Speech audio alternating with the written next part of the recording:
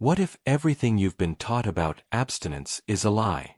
What if the silence you feel in your body isn't a void, but a doorway? The world tells you that when desire disappears, something's wrong. That when you no longer crave touch, attention, intimacy, you must be broken, unlovable, unwhole. But what if that's not true?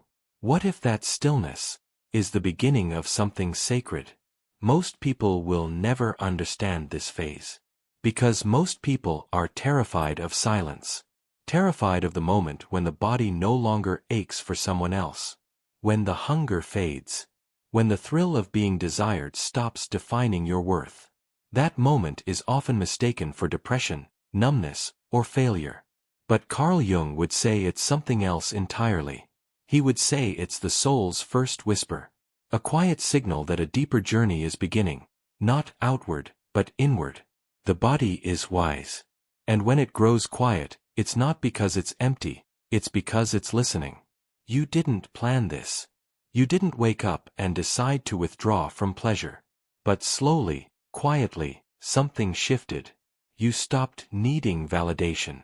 You stopped chasing closeness that never felt safe. You stopped reaching for what always left you emptier than before. And now, here you are. In a space that feels foreign. Silent. Still. The world calls it abstinence. But your soul knows it's something more. It's initiation. A sacred pause. A ritual your ancestors once honored, but your society has forgotten.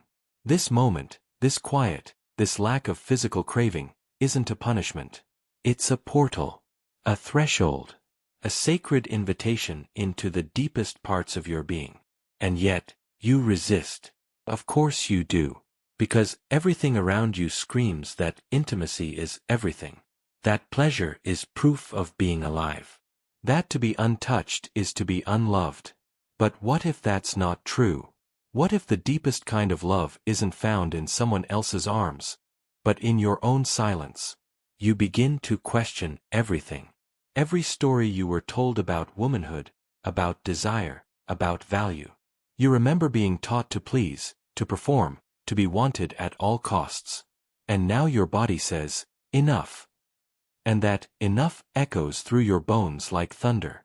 Not because it's loud, but because it's final. You are no longer here to perform. You are no longer here to be consumed. You are no longer interested in the chase. You are ready to meet yourself. But the space between that realization and the rebirth it leads to is vast. It's quiet. And it's terrifying. Because in that space, all the noise disappears. And without the noise, you begin to hear your soul. Not all at once. Not clearly. But faintly. Like a forgotten song drifting in from another room. At first, you try to go back. You try to stir desire. You try to recreate the rush. But nothing fits. Nothing lands. Nothing tastes right anymore. And that's when the grief begins. Grief for the version of you that thought love was in the touching. Grief for the woman who thought she had to be desirable to matter. Grief for the years you spent giving your body to people who never knew your name in spirit. This grief is not weakness. It's cleansing. It's what happens when the soul begins to return. Jung called it the return of the repressed. Not in a scary Freudian sense, but as a resurrection. A re-emergence of the self that was hidden beneath layers of survival. You begin to remember. Not facts. Not timelines. But truth. Sensations. Moments when you abandoned yourself to be wanted. Times you said yes when your whole being said no. You start to feel her again. The you that never needed to be chosen to feel complete. The you that existed before you were taught to trade pleasure for belonging. And in this remembering, something cracks open. Not violently. Not all at once. But just enough. Just enough for a little light to enter. And that light doesn't come from anyone else. It rises from within. From the body that no longer craves. From the silence that no longer feels like a threat. From the abstinence that no longer feels like loss, but like a doorway. A portal. A sacred crossing into the parts of yourself that were never meant to be shared recklessly. You start to see that this is not the absence of life. It's the beginning of true presence. Not performance. Not proving. Just presence. And that presence changes everything. The silence begins as a whisper, but soon it becomes a roar. Not out loud but inside. And the strange part is, it doesn't come from the absence of others. It comes from the absence of craving. Suddenly, your body isn't reaching. Your mind isn't chasing. Your heart isn't clinging. And instead of feeling peaceful, you feel terrified. Because no one prepared you for this part. The part where nothing is wrong, but everything feels off. The part where you're no longer desperate for someone's touch, but you also don't know how to be alone in your own skin. The world says abstinence is discipline. But for you, it feels like disappearance. From yourself. From your old desires. From your identity. You wake up and wonder, who am I if I'm not wanting anyone? You catch your reflection and see someone unfamiliar, not sad, not empty, but still, not you. At least, not the you you've been performing. This is the beginning of spiritual disorientation. Carl Jung called it enantiodromia, the moment when the opposite starts to emerge. When the fire turns to water. When passion gives way to stillness. When everything you once clung to no longer makes sense. This stillness is not peaceful yet. It's heavy, like fog in your chest. Like a quiet ache that won't leave. You try to fill it. You try to stir the old hunger again. Maybe if you dress up. Maybe if you flirt. Maybe if you reopen that conversation you already know leads nowhere. But even as you type the words, you feel the hollowness. The performance. The falseness of it all. And suddenly, even trying hurts more than abstaining. Because your body knows. It has begun the descent. And once you've stepped onto this path, you can't pretend not to feel it. You can't go back to numb pleasure or borrowed validation. The withdrawal isn't just from sex. It's from self-abandonment. And that is the hardest part. Because no one warns you how lonely it feels when you stop abandoning yourself, but the rest of the world hasn't stopped abandoning you. You sit at dinner tables and feel invisible. You walk through crowds and feel like a ghost. You scroll past everyone's filtered happiness and feel like an outsider to your own life. This is not depression. This is the detox. The spiritual kind. The kind that strips away every illusion you built around your worth, especially the ones tied to being wanted.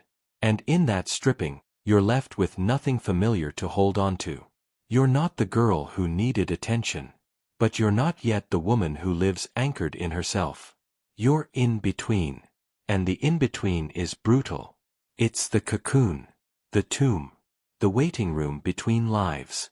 And it's here, right here, that most people run. They jump back into desire just to feel alive again. They call the ex. They find a warm body. They trade their truth for a touch. Not because they're weak, but because this silence is loud. And no one ever taught us how to sit in it. But if you do, if you stay, if you breathe through the ache without numbing or fleeing, you'll notice something strange.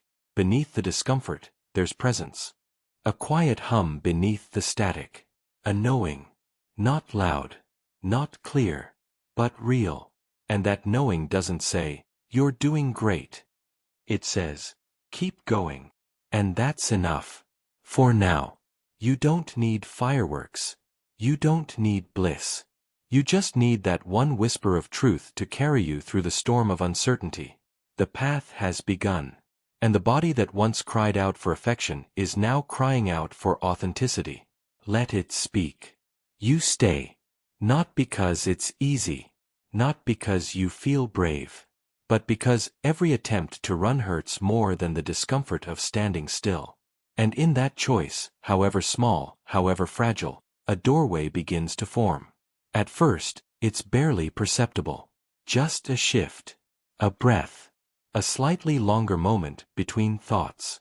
You find yourself sitting with the discomfort, not trying to fix it, not trying to name it, just being with it. And that being with becomes its own kind of medicine. The ache doesn't vanish, but it softens. The silence doesn't disappear, but it stops sounding like a threat. There's a kind of power that builds in you, not the kind the world celebrates, but the kind that says, I can be with myself, even here, even now. And that realization, it changes something.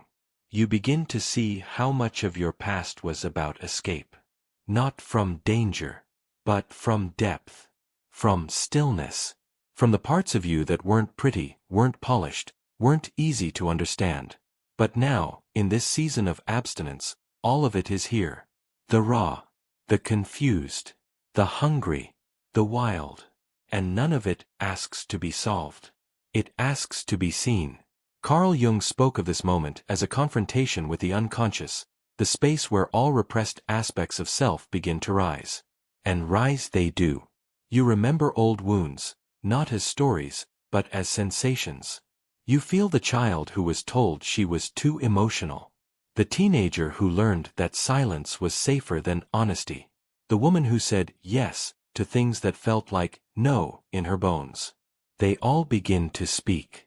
Not loudly, not violently, but clearly. And instead of turning away, you listen. You no longer ask, why am I feeling this? Instead, you ask, what is this feeling asking of me? That shift, from resistance to reverence, is the first step through the portal. Because now, the silence is no longer a cage. It is a container.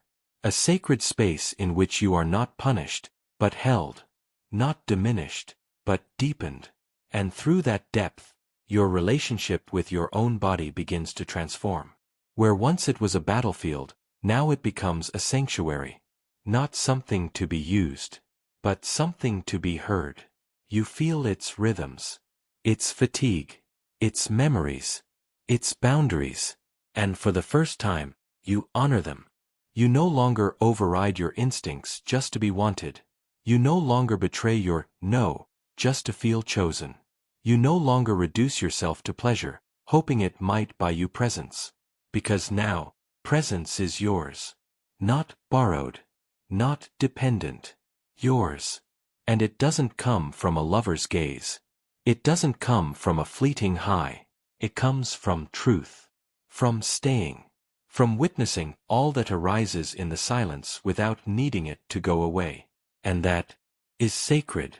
This abstinence, once feared as emptiness, now begins to feel like something else entirely. A slow return. Not a return to your old self, but to something more ancient, more original. A version of you untouched by the world's expectations. A version of you that has always been here, waiting for the noise to quiet down, waiting for you to come home. This is not bliss.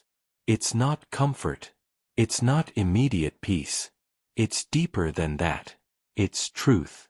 And truth, when first encountered, is rarely gentle. But it is always honest. And honesty is freedom. Not the kind that dances loud and proud, but the kind that whispers, you're no longer lost. You're just shedding. And what you're shedding isn't love. It's illusion.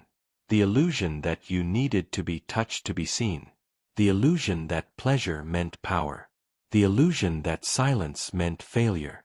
And in that shedding, you begin to glimpse what lies beyond it all. Not absence, but origin. Not loss, but remembering. Not punishment, but passage.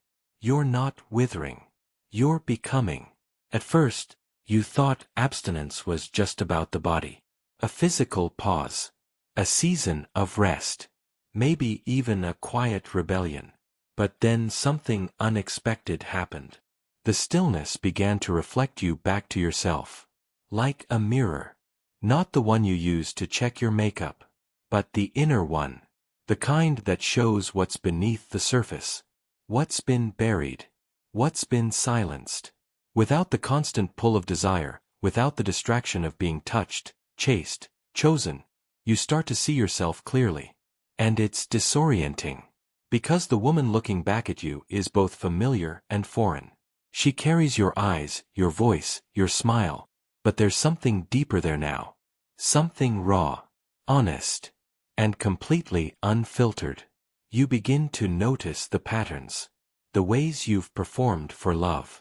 The way your body tensed when affection didn't feel safe, but you allowed it anyway.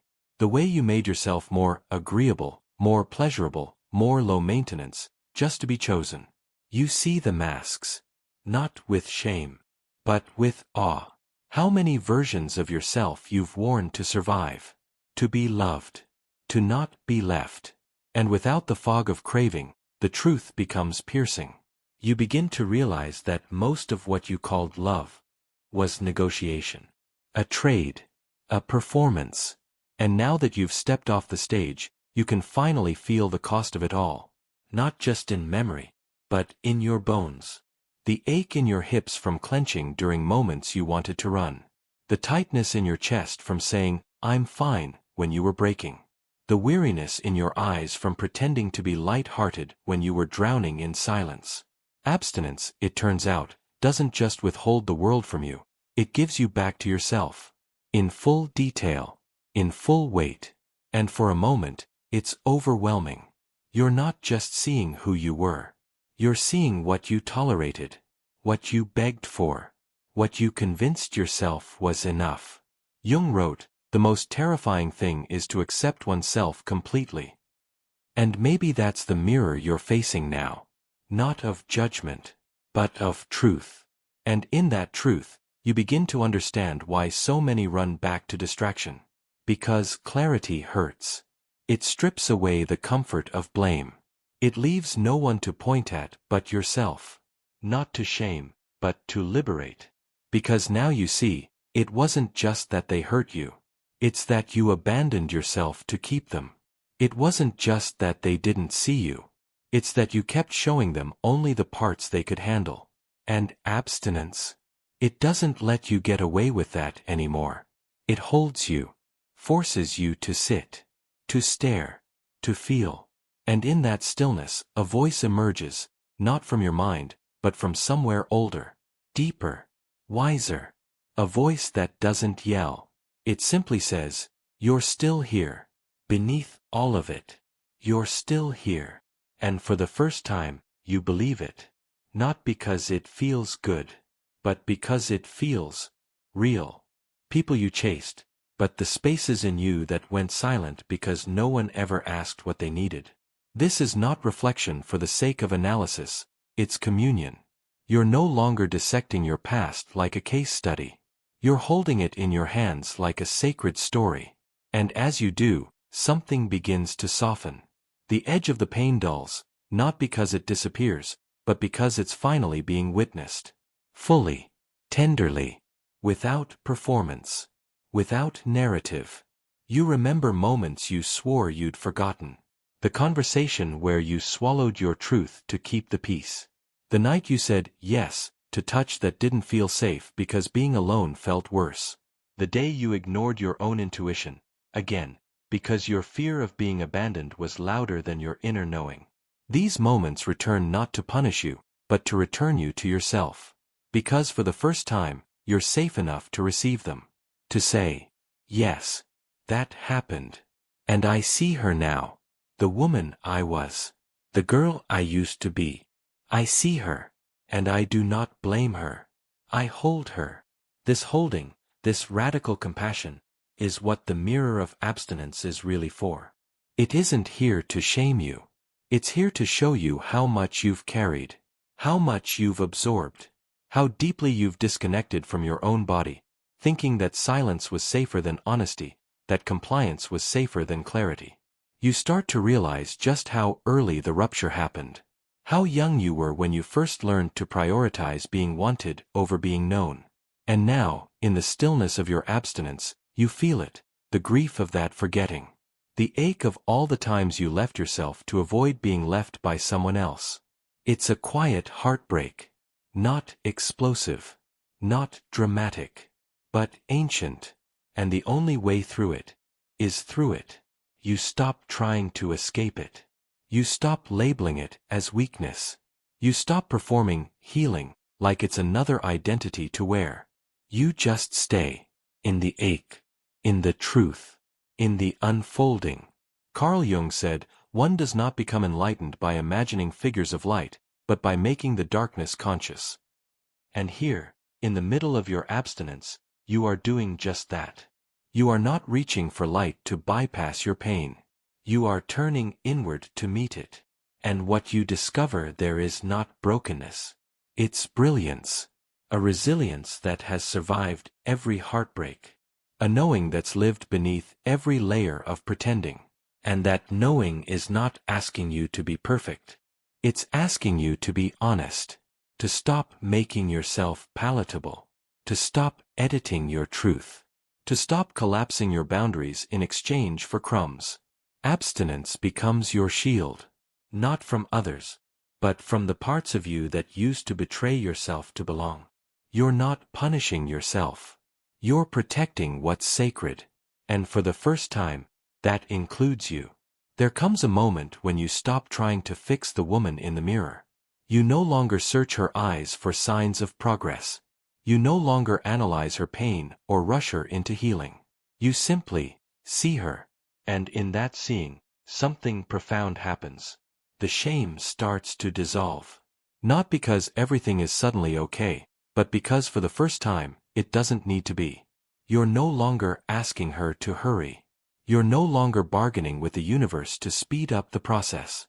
You're no longer trying to earn your own forgiveness. You're just with her. In her silence. In her truth. In her mess. And that stillness, once unbearable, now feels like an embrace. You begin to understand that this is what real presence looks like. Not fixing, not controlling, but witnessing. Holding space for all the contradictions. The grief and the grace. The rage and the tenderness. The regrets and the remembering. You realize, you are not two people. Not the old you and the new you. Not the broken and the healed. You are one. Whole. Complex. Layered. Alive.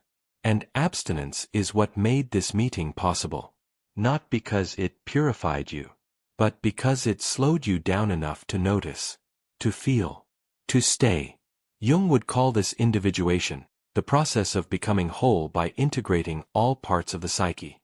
Not by transcending the shadow, but by inviting it in. Making peace with what was exiled. You now see that the woman you tried to hide was never weak. She was just waiting to be trusted, to be listened to be let in. And now, she is. She's not your enemy. She's your guide. The soft animal inside you. The ancient one who's known all along where home is. And the more you listen to her, the more your relationship with yourself begins to change. You no longer force your body into spaces that don't feel safe. You no longer override your intuition to please others. You no longer use affection as currency. Your silence is no longer a performance. It's protection. Your abstinence is no longer a rebellion. It's a sanctuary. You start making decisions, not from fear, not from longing, but from alignment. You say no, not to punish, but to preserve. You say yes, not to be liked, but because it feels like truth in your bones. And slowly, this new version of you, a version that isn't actually new at all, begins to lead. She's not louder. She's clearer. She's not softer. She's steadier. She doesn't chase or shrink or perform. She just walks. Upright. Unapologetic. Rooted. And people will feel it. Some will be drawn in. Others will back away. Not everyone is ready to meet someone who has met themselves. But that's no longer your concern. You're not here to be digestible. You're here to be whole. And wholeness requires depth. Requires silence. Requires choosing yourself even when the world offers noise dressed as love. You've made it this far not because you escaped your desires, but because you moved through them. You didn't deny your hunger, you understood it. You didn't reject your wounds, you held them. You didn't run from your reflection, You return to it. And now, you're beginning to glow. Not because someone finally chose you, but because you chose to stay when it mattered most. With yourself. There comes a threshold in the silence, an invisible line you didn't know you were approaching until your foot crosses it. It doesn't announce itself. There is no grand epiphany, no lightning strike. Just a quiet shift, like the moment night becomes morning before the sun even rises. And in that shift, something begins to open. The noise in your head, once loud and relentless, starts to fade, not because it's been conquered, but because it's been heard. Without judgment. Without agenda. And what remains beneath the fading noise is something deeper. Something ancient. Something holy.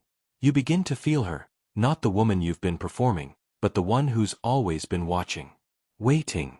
Unmoved by approval. Untouched by trends. Unimpressed by external validation. She doesn't live in your mind. She lives in your bones. Your breath. Your belly. She is the self, what Jung called the totality of who you are when you are no longer divided. And when you meet her, it's not like meeting a stranger. It's like remembering an old friend. You don't speak. There are no words. There's only recognition. Familiarity. A sacred nod. She was never lost. Only buried.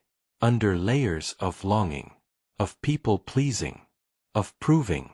Of pretending. She doesn't rush to embrace you. She waits. Watching. Measuring your presence. Not to test you but to feel your sincerity. She knows you've arrived only because the world finally became too loud to bear. And now, here you are, in her realm. In the quiet. In the deep. And it is here, in this holy stillness, that the real work begins. Not the hustle. Not the fixing. The remembering. The reweaving. The returning. You begin to notice how much of your life was lived outside yourself. How many decisions you made out of fear, not desire. How many yes were spoken from the throat while your body screamed no.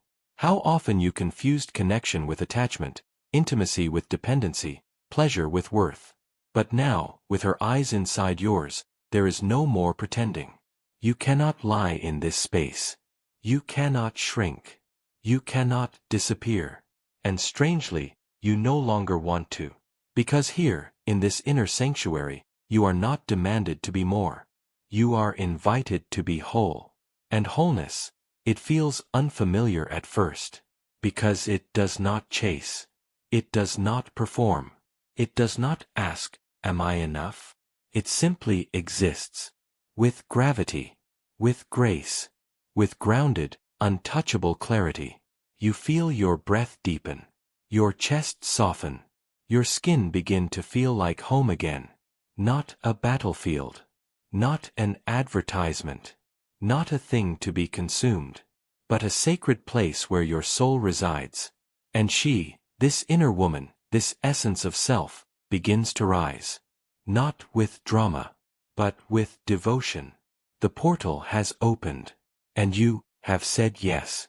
She doesn't speak in words. The self. She speaks in symbols, in sensations, in knowing. Her language is not linear. It's cyclical, layered, ancient. She won't give you a checklist or a formula. She gives you silence, and in that silence, she teaches you how to listen again.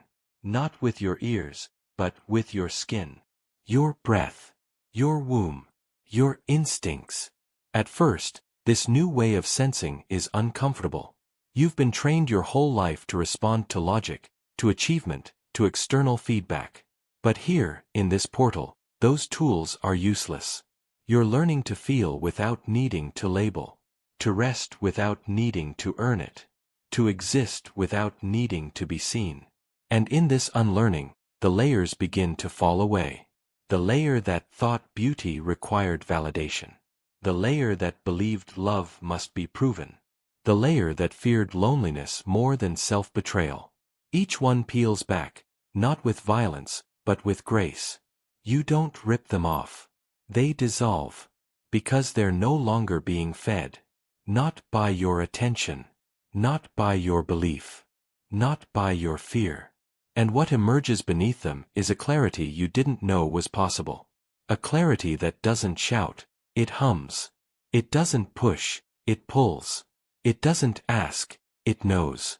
And the more time you spend here, the more you understand, the self doesn't want control. She wants coherence. She wants integration. She wants truth. Not performative truth. Embodied truth. The kind that lives in how you walk into a room. How you say yes. How you say no. How you sit with silence without trying to fill it. You realize now how much of your life was noise, beautiful, curated, strategic noise. But still noise. And now that you've tasted stillness, you can't unknow it. You can't pretend the noise satisfies you anymore. You can't go back to calling hunger love, or calling survival peace. Because you've met her. The one within. And she changes everything. Not with force. With frequency. She doesn't need to convince you. She recalibrates you. Like tuning an instrument back to its original pitch. Like waking from a dream you didn't know you were in. And you begin to move differently. You pause before saying yes. You listen for resonance instead of approval. You feel the space between your thoughts, and it doesn't scare you anymore. It feels like home. You don't crave the chase like you used to. You don't fear the void. Because now you know, the void is not empty. It's fertile. It's sacred. It's the womb of becoming. And abstinence, which once felt like loss, now feels like protection. A veil that shields your sacred becoming from the shallow eyes of a distracted world. This is not isolation. This is initiation. And you are being initiated into yourself.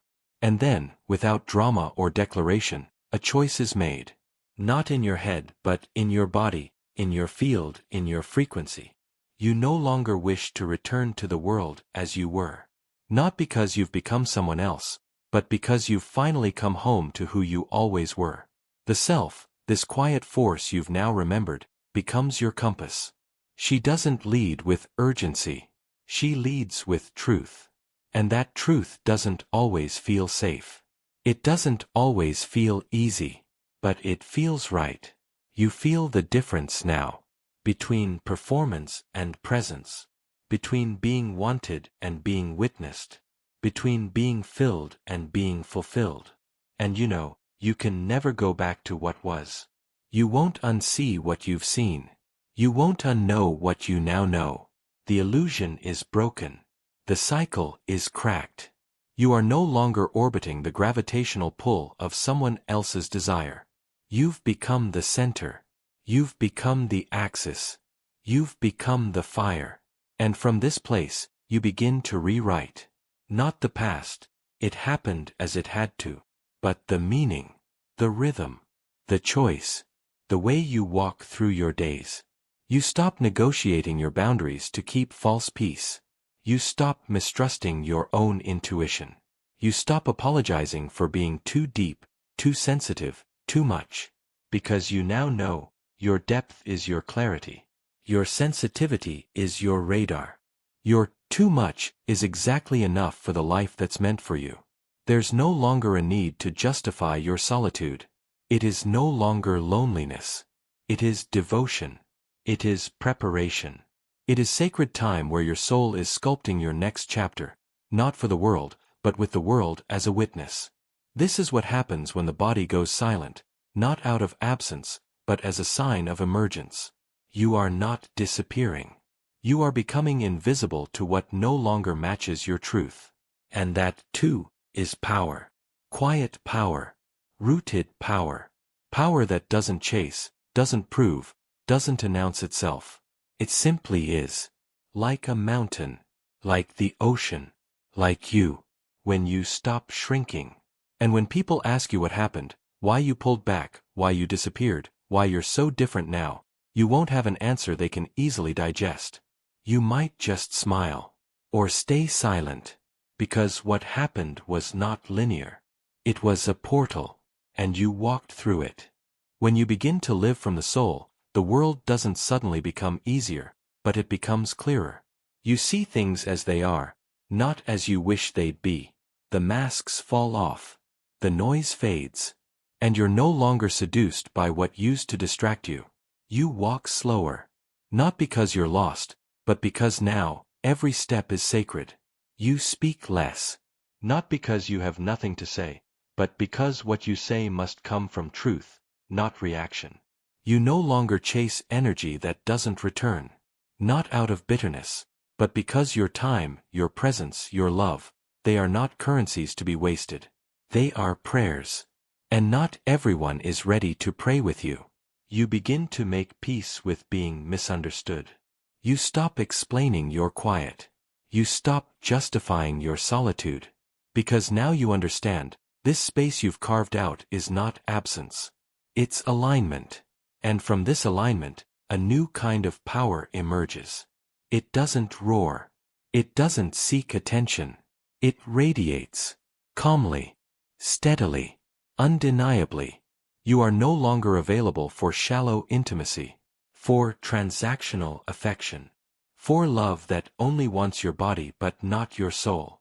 You've tasted something deeper. You've communed with yourself. And nothing less will ever be enough again. The world may offer you noise dressed as affection, chaos disguised as passion, validation masked as connection, but you'll feel the difference now. In your skin. In your breath. In your bones. And you'll gently decline. Not with anger. But with a soft smile. Because you're no longer hungry for what doesn't nourish you. You're no longer starving. You're full. And from this fullness, you begin to give. Not to earn love, but because you are love. Not to get attention, but because your presence is medicine. Not to avoid abandonment, but because your being has become a sanctuary, and those who find you now are drawn by resonance, not desperation. This is what it means to live from the soul. Not to be perfect.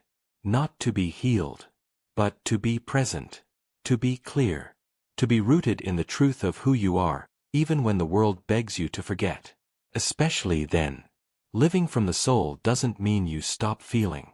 It means you start feeling everything. Fully, truthfully, unapologetically. The ache, the joy, the quiet grief that sneaks in on a Tuesday morning. You stop labeling them as good or bad. You simply welcome them like old friends visiting your temple. Because now, you are the temple. You hold space for it all. You don't run from discomfort, you listen to it. You don't numb the ache, you honor it. You've come to understand that wholeness doesn't mean constant bliss. It means holding contradictions with grace. It means crying and still being grounded. It means hurting and still choosing peace. It means knowing your value even when no one claps. Your sense of worth is no longer up for negotiation. Not because you've hardened, but because you've softened into truth. The kind of truth that doesn't sway in the wind of opinions. The kind that doesn't need to be explained. You no longer wear your past as shame. You wear it as wisdom. Every wound has been rewritten as a doorway. Every heartbreak has become a prayer. You are not defined by what broke you. You are revealed by how you rebuilt. And now, when someone enters your space, they don't meet a mask. They meet a mirror. They meet the version of themselves they've been avoiding. Some will bow. Others will run. And you'll let both happen, without attachment. You no longer need to be chosen to feel worthy. You choose yourself, again and again and again. Not from ego but from reverence. You have learned the art of sacred discernment. The ability to say, this is not for me, without judgment. The ability to walk away with grace, not bitterness. Because now, you live by frequency, not fear. You are guided by energy, not impulse. You don't chase. You don't convince. You don't negotiate your divinity for temporary warmth. You sit in your fullness and let what is true come to you. And what comes now is different. It's deeper. It's cleaner. It's aligned. Not because you forced it, but because you cleared space for it. Abstinence was never about withholding. It was about preparing, about purifying, about remembering that nothing external can fill what was never empty to begin with. You were never lacking. You were only disconnected. And now that you've returned, everything flows differently. Love becomes sacred, not addictive. Desire becomes creative, not compulsive. Intimacy becomes a sharing, not a transaction. You stop asking, "What do they think of me?" and start asking, "How do I feel around them?" And if your body contracts, if your spirit dims, you walk away, without a second thought. Because now you know how to stay with yourself. You are no longer afraid of your own company. In fact, it's where you thrive. Your silence has become fertile. Your solitude has become sanctuary. And you have become whole. The woman who lives from the soul does not need to announce her awakening. Her presence is the announcement. Her peace is the sermon. Her joy is the proof. She does not live for the world's applause. She lives for the quiet yes in her chest. The one that whispers every single day, "You are home. You are free. You are already enough." If you've made it this far, perhaps it's not just curiosity that brought you here, but a call. A quiet whisper beneath the noise, telling you there's more. Not more to chase, but more to remember. Maybe you too have felt that sacred discomfort, the pull inward, the hunger for something real, something rooted, something unshakably yours. And if so, know this, you are not alone.